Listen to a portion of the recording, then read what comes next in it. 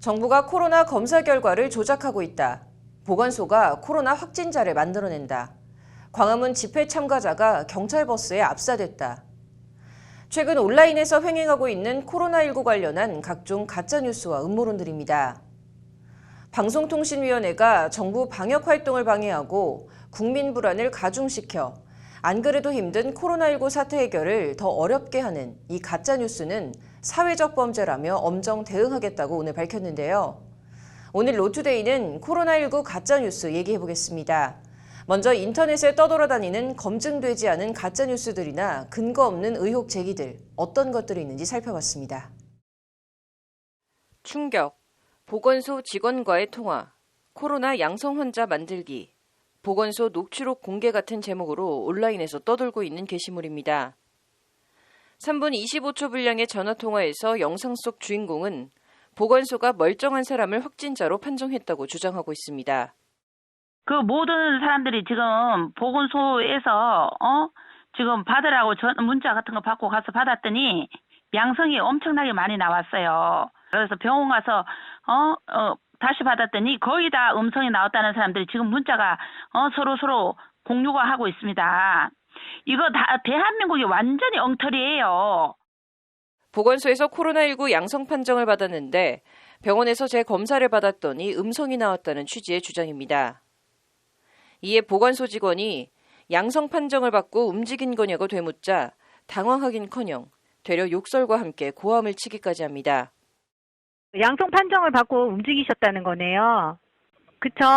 그러시면 안 되시죠. 뭐가 안 돼요? 양성 판정을 받는데 양성이 나왔는데 거짓말이잖아요. 싸가지 없이 또 거짓말 치고 자빠졌어. 모든 정보는 정부에서만 관리한다. 국민들에게 교묘하고 잔인한 수법으로 인권 침해를 하고 있다는 해당 방송은 SNS 등 온라인을 타고 삽시간에 퍼져나갔습니다.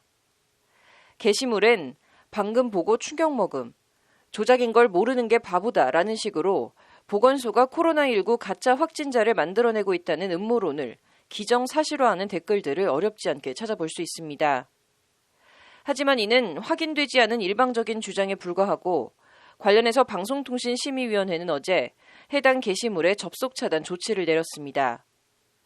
방심위는 해당 영상을 40만 명 이상이 시청한 점과 일부 인터넷 이용자들이 이를 사실로 받아들여 검사를 거부할 우려가 있다는 점을 고려했다고 접속 차단 조치 배경을 설명했습니다.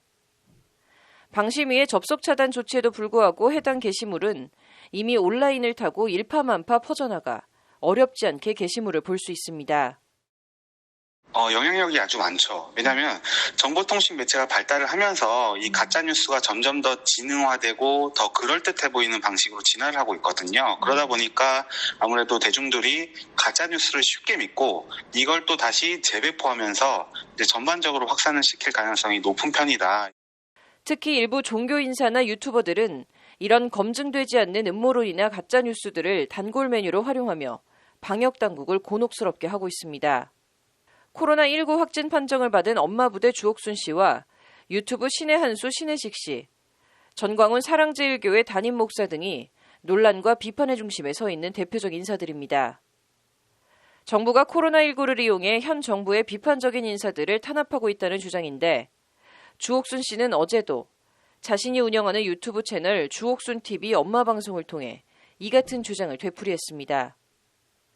주옥순 씨는 방송 진행 도중 전광훈 목사와 전화통화를 하며 정부가 교회를 핍박하고 있다고 주장했고 전 목사도 같은 취지로 목소리를 높였습니다.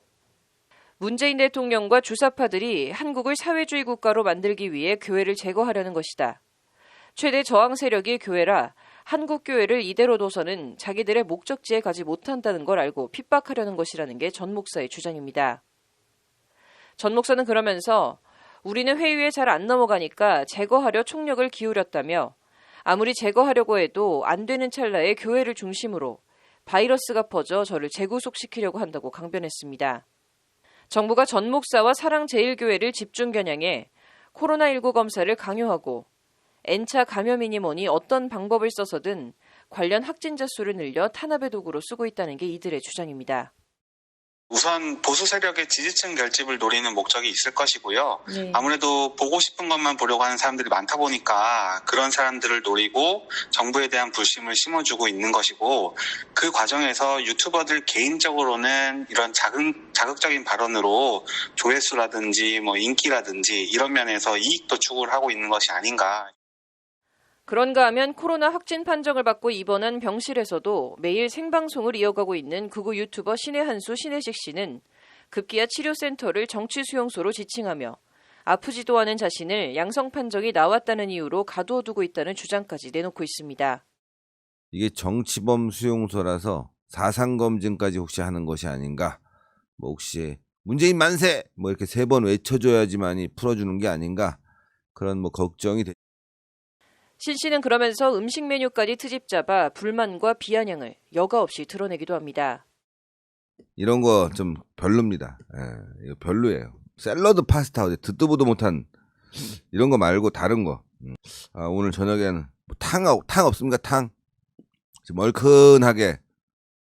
온라인은 이렇게 현 정부를 비난하고 조롱하며 사랑제일교회 예배자는 무조건 양성으로 조작한다. 경찰 버스에 집회 참가자가 압사했다는 식의 확인되지 않은 가짜뉴스와 음모론이 횡행하고 있습니다.